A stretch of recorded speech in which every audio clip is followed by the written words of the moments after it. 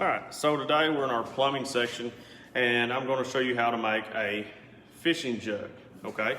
So this is the newest design I've seen. It came from my wife's grandparents. This is a piece of SDR sewer pipe, okay? Sewer and drain pipe. This is green, you can also get it in white. So we got a piece of 4-inch SDR and we have 2 PVC caps, and they're sewer and drain caps, not Schedule 40 caps. We have a rubber band, and we have 12 feet of number 18 tarred nylon string. We have a little eye hook, or a little screw-in eyelet with a little dab of silicone on there. Now that does not serve a purpose other than just keeping this pulled to the center. It's not anchoring anything. The anchoring is right here. Okay? So this seems to be very efficient a way of fishing.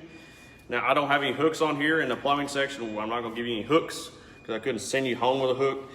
So all we have is a loop tied on the end, and you can thread that to the eye of your hook and then back over it. The cool thing about the rubber band is it keeps everything tied up. You can even have your hook on here.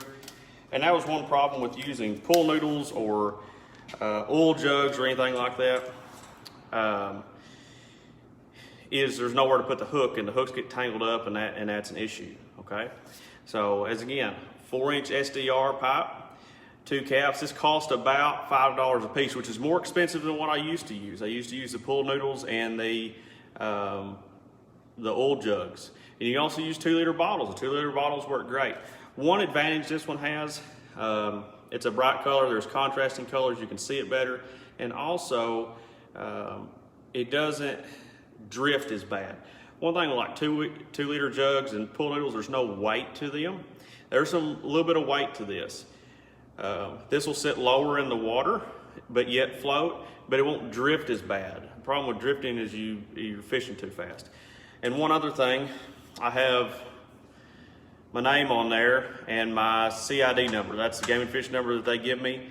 I have the same number every year because I have my lifetime license. You can use your hunt license number, but you have to have them labeled if you're going to fish with them. And in Arkansas, as of 2020, I believe you're only allowed 20 of these, okay, per person.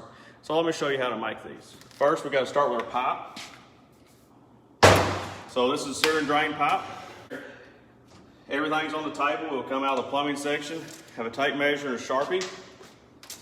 So I'm gonna measure off 16¼ inches. I did the math on this, and for a 10-foot piece, it needed to be anywhere from 1 foot to 18 inches long for each jug or noodle, okay? So to get the most out of a 10-foot piece of pipe with a bail on one end, it had to be about 16¼ to make it simple. Okay, so we have our mark here. The next thing we're going to grab is a hacksaw. We're going to take our hacksaw and we're going to make our cut, okay?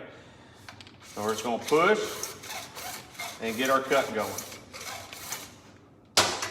And through the power of camera work and video, it's already done, okay? So next, I'm gonna lay this right here. Just make sure you can still see me.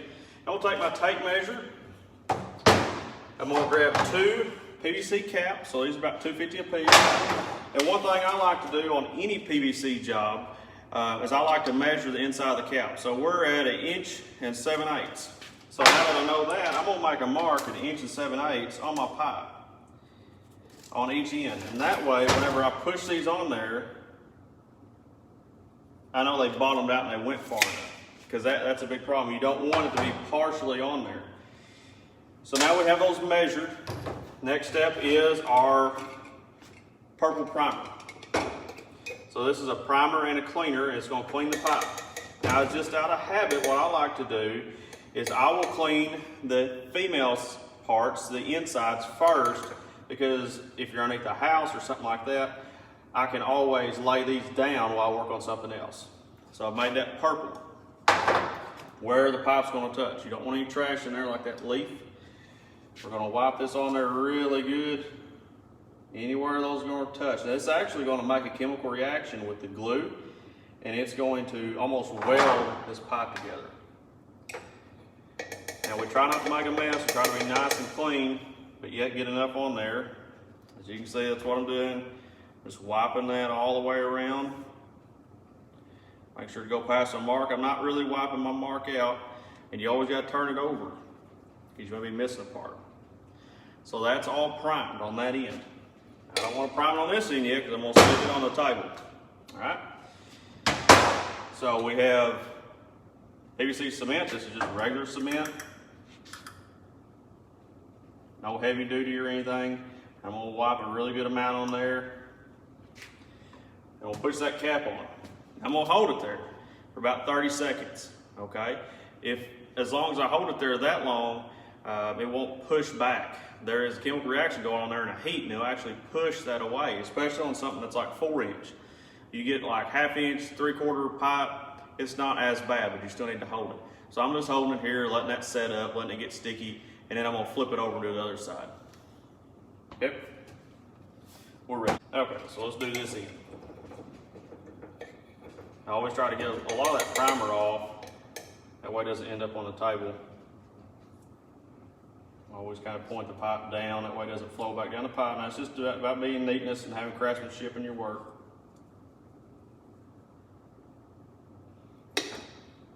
Okay, I forgot to make sure, I watched it a minute ago, I didn't show you, but we're to our mark here. Still got our mark right there.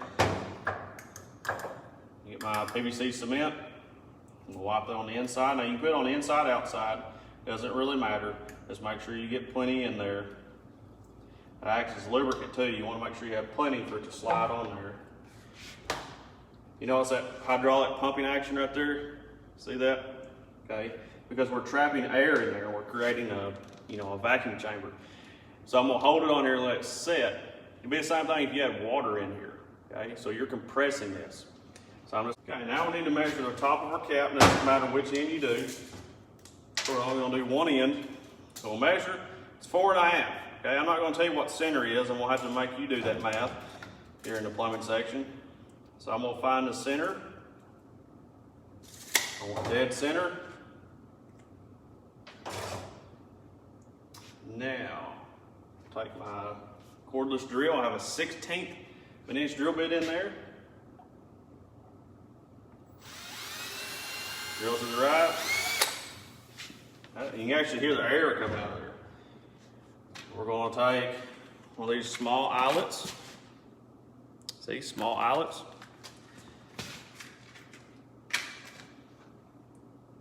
Some RTV silicone, black silicone, doesn't really matter. And we're going to get just a little dab on it. We'll get that started.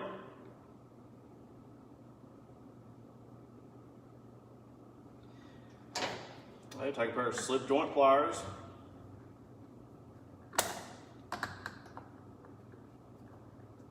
I'm not going to screw it all the way down. I'm just going to do about 4 full rotations. Okay, so that's in there. Now the next step is a little cool tool I just picked up.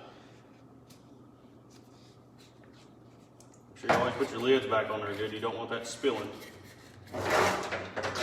We want to be able to fish with about a good 10 foot of line. Now with the rubber band, you can always wrap it up, put the rubber band on there, half hitch it around the pipe, and then you won't be fishing with a full 10 foot. So let's say your water depth's only 6 foot. Well, you don't want 10 foot of line out.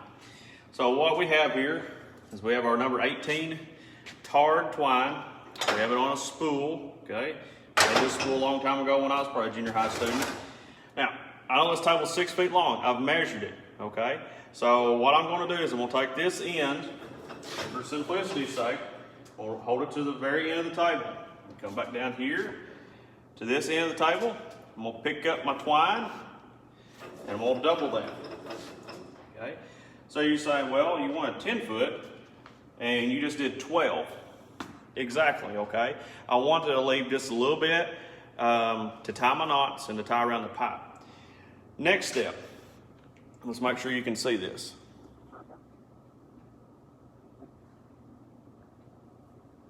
Okay. So I got my twine held right here. This is an electric rope cutter, a Goldberg rope cutter.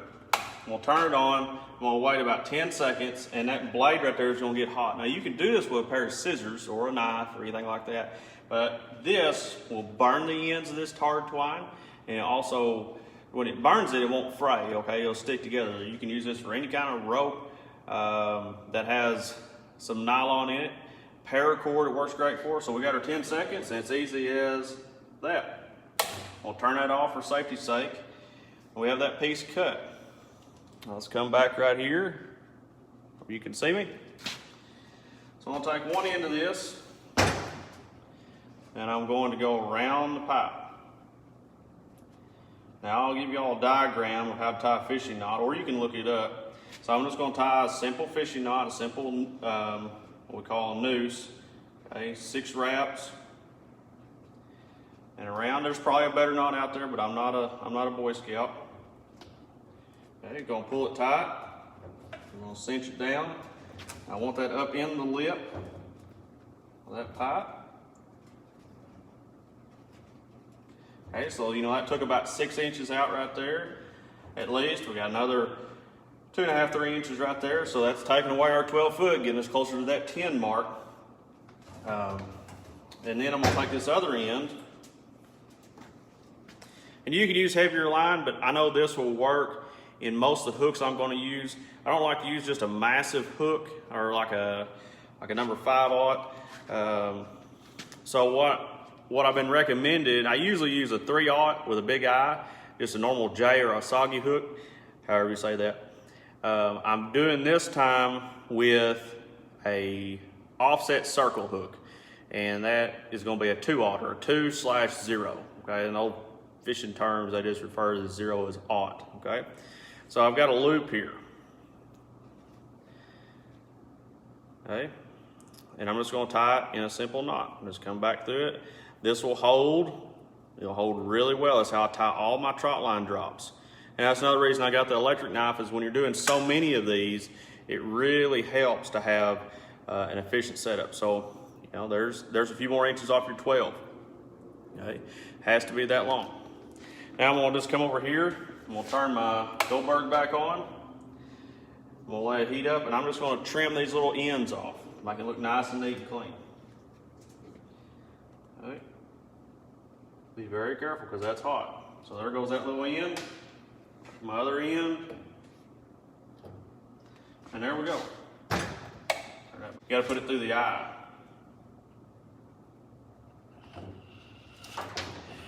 And whenever a fish, so this will be floating like this, when a fish bites it and pulls on it, it'll tip up, okay? Up north they call these tip-ups as well. We don't call them down here. So we're gonna take this rubber band. These are just jumbo rubber bands. And boom, there you go. One last step, you gotta make sure you write your name on here. Don't be writing my name, write your name. Now you can write your address, driver's license, vehicle plate number. What I do is I write my CID number. I gotta make sure I write the correct one on there. And there we go. There's your fishing noodle. Only thing you're missing is a hook. You can pick the hook of your choice. So that is the PVC project for the 9th graders of 2021. Okay, so this will be the PVC project. It's a new project for this year, and it'll be something you can take home. And you'll have a pattern to be able to use that. And if you want to make more, you can make more. If you don't ever want to fish ever again, well, you can put it up on the bookshelf and use it as a bookend and say, hey, I made that as a 9th grader. So keep making every toe push.